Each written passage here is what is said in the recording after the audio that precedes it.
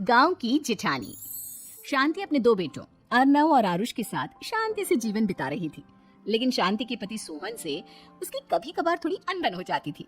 एक दिन शांति रोज की तरह सुबह का खाना बना रही थी, तभी दरवाजे की घंटी बजी। घंटी की आवाज सुनकर वो दरवाजे की ओर जाती हुई कहती है, अरे आती हूँ, कौन है? सब्र करो। शांति दरवाजा खोलती है तो देखती है कि उसके जेठ मोहनदास सामने खड़े होते हैं। वो सक पकाकर अपना घूंघट करती है और पैर छूकर कहती है, आइए आइए जेठ जी। कैसी हो शांति? जी मैं तो बिल्कुल ठीक हूँ, सब आपकी मेहरबानी है भाई साहब। शांति और मोहनदास की बातें सुनकर शांति का पति सोहन और उसके दोनों बेटे बाहर आ जाते हैं। अरे भैया राम राम, कैसे हो आप? राम राम भाई। अरे शांति, ऐसे खड़ी खड़ी क्या देख रही हो? चाय कॉफी कुछ लेकर आओ, भैया आए हैं। शांति तेजी से रसोई की ओर आगे बढ़ती हुई कहती है, अरे मेरी माँ, गेट खोलने के चक्कर में मेरे तो चावल ही जल गए। वो दौड़ी दौड़ी रसोई में जाती है और देखती है कि सारे चावल जल गए हैं। वो दोबारा चावल बनाने में लग जाती है। इतने में सोहन आवाज लगाता है, अरे शांति, तुम्हारे चावल का रोना खत्म हो गया हो तो चाय ले आओ। जी लाती हूँ अभी। शांति जल्दी जल्दी चाय बनाती है और मोहनदास को चाय देती है। सब एक दूसरे की खैर खबर पूछते हुए चाय पीते हैं। चाय खत्म होती ही मोहनदास शांति की ओर देखते हुए मजाक में कहते हैं, शांति, अब तुम्हारी चाय में दम नहीं रहा, अब हमें चाय बनाने वाली बदलनी पड़ेगी। ये कैसे मुमकिन होगा जेठ जी? घर और बाहर का सारा काम मुझे ही करना पड़ता है और कभी कभी जल्दी जल्दी के चक्कर में काम बिगड़ जाते हैं, जैसे आज चावल जल गए। अरे इसी का तो हल लेकर आया हूँ। मैंने रिश्ता देखा है अर्नव और आरुष के लिए। दोनों लड़कियां बहुत सुंदर और सुशील हैं। अगर आप दोनों इजाजत दें तो बात करूँ आगे। सोहन और शांति रिश्ते की बात सुनकर कहते हैं, अब ठीक है, बात चलाइए ना भैया, पर पहले लड़की के बारे में कुछ बताइए तो सही। हाँ भाई साहब, लड़की कैसी है, परिवार कैसा है, कहाँ के रहने वाले हैं? देखो परिवार तो बहुत अच्छा है, पर वे दोनों लोग बहुत गरीब हैं। दहेज में कुछ मिलेगा नहीं। अरे हमें दहेज में कुछ चाहिए भी नहीं, बस लड़की संस्कारी होनी चाहिए। एक लड़की तो पढ़ी लिखी है और शहर की रहने वाली है, पर दूसरी अपनी गरीबी की वजह से पढ़ ना सकी और गांव में रहती है, लेकिन दोनों है बहुत खूबसूरत। अगर तुम सबको देखते ही पसंद ना आ जाए तो मेरा नाम बदल देना। हाँ, पर तो हम आके मूंद कर भरोसा कर सकते हैं भैया। आप आगे बात चलाइए, हम शादी करने को तैयार हैं। कुछ ही दिन में अर्नव और आरुष की शादी हो जाती है। आरुष की शादी अनपढ़ लड़की मंजरी से हो जाती है, जो कि बहुत भोली भी होती है, और अर्नव की शादी पढ़ी लिखी लड़की तनुजा से हो जाती है, जो कि घमंडी और चालू होती है। एक दिन मंजरी घर के काम कर रही थी कि अचानक शांति उसे आवाज लगाती है, बड़ी बहू, ओ बड़ी बहू, मंजरी जल्दी यहाँ आओ। मंजरी जल्दी जल्दी शांति के पास जाती है। बेटा मेरे पैर दबा दे, बहुत दर्द हो रहा है। जी माँ जी, बस बर्तन धोकर आती हूँ। अरे बैठ यहाँ, मेरे पैर में बहुत तेज दर्द हो रहा है, बर्तन छोटी बहू धो लेगी। मंजरी शांति के पैर दबाने लगती है तो शांति तनुजा को आवाज लगाती है, छोटी बहू, ओ छोटी बहू। तनुजा थोड़ी देर से आराम से चलकर आती है। जी माँ जी, आपने बुलाया मुझे? आपको कोई काम था क्या? तू कुछ काम कर रही है या? शांति की बात काटते हुए तनुजा बोलती है, कुछ नहीं माँ, फोन पर अपने घर पर बात कर रही थी। अरे बाद में बात करियो अपने घर वालों से, पहले जाके बर्तन धो ले। तनुजा मुंह बनाते हुए अपनी जेठानी की ओर देखती है और मन ही मन कहती है, ये महारानी वहाँ बैठी है, ये नहीं कि बर्तन धो ले।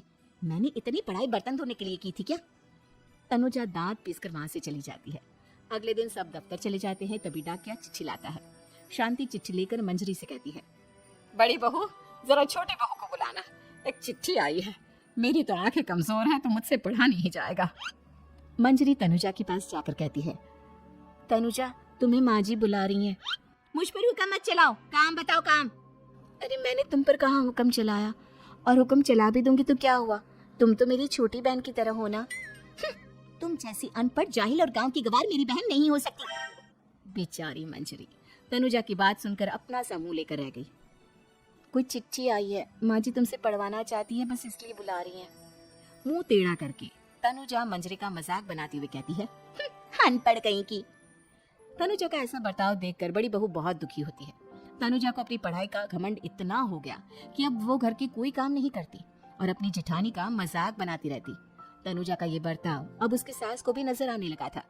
एक दिन शांति ने अपनी बड़ी बहू से कहा, मंजरी, तनुजा हर समय तुम्हारा मजाक उड़ाती है, तुम्हें गुस्सा नहीं आता क्या?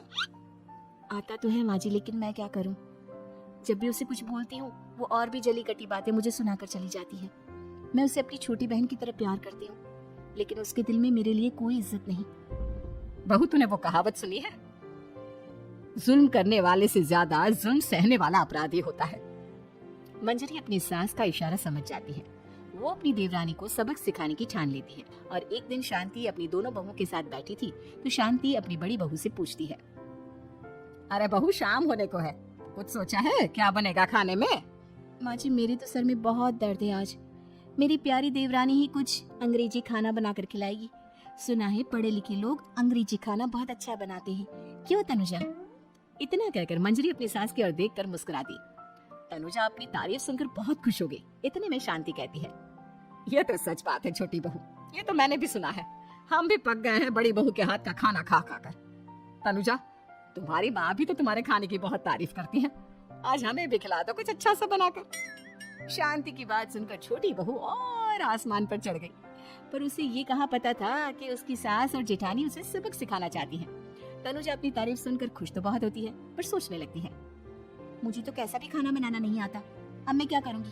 अगर मैंने इनको सच बता दिया तो मेरी सारी इज्जत मिट्टी में मिल जाएगी। अरे छोटी बहू, क्या सोच रही हो? खिलाओगी ना अपने हाथ का अंग्रेजी खाना? छोटी बहू हाँ में सर हिला देती है।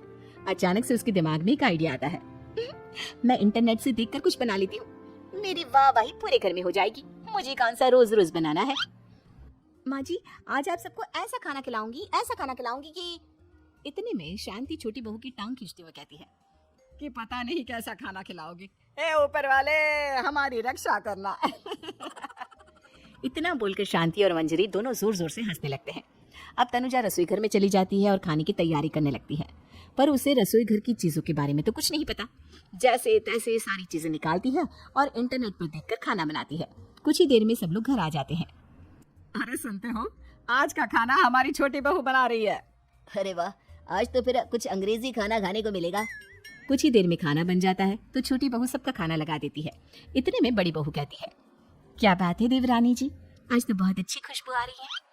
ये बात तो सही कही बड़ी बहू तूने, खुशबू तो अच्छी है, ऐसी खुशबू तो मेरे खाने में भी नहीं आती।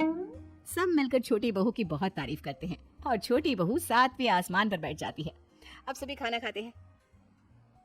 जल्दी जल्दी दो, अब तो मुंह में पानी आ रहा है। हाँ हाँ, मुझसे भी नहीं रुका जा रहा। जैसे ही सोहन एक निवाला खाता है तो उसकी आंखों से पानी आने लगता है। ये देखकर शांति सोहन से पूछती है, क्या हुआ जी, खाना इतना अच्छा बना है कि आंखों से पानी आ गया? सोहन चुप रहता है और धीरे धीरे से खाना शुरू कर देता है। इतने में सोहन छोटी बहू से कहता है, बेटी तुम भी तो खाओ, तुम क्यों रुकी हो, खाना सच में बहुत अच्छा है।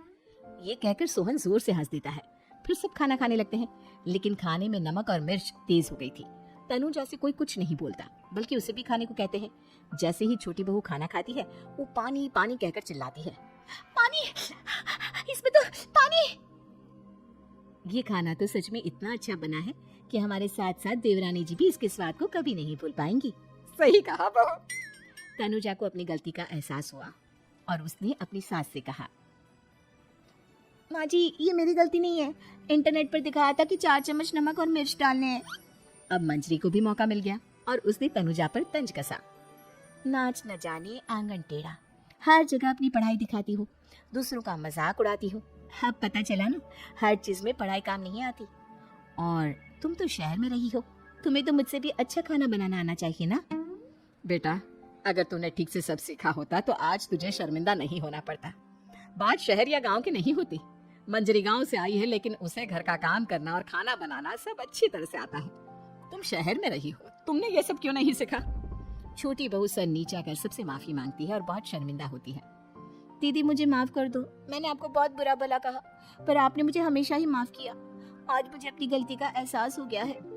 अब दोनों बहुएं मिलकर घर का काम करने लगी और एक दूसरे को अपने गुण बांटने लगी।